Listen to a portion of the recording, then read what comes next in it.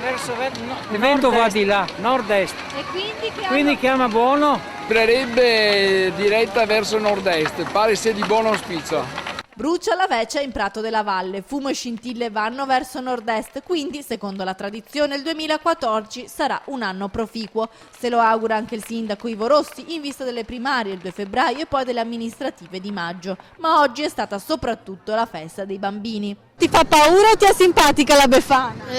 Simpatica. Ti ha portato i dolci? Sì. E a te? Me li ha portati anche a me. È stata buona quest'anno? Sì, molto. Molto. Dolci o carbone? Dolci, molto dolci.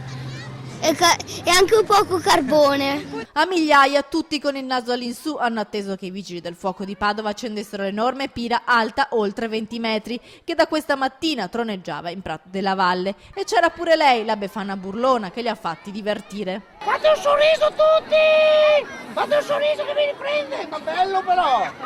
Ehi! Impegnatevi!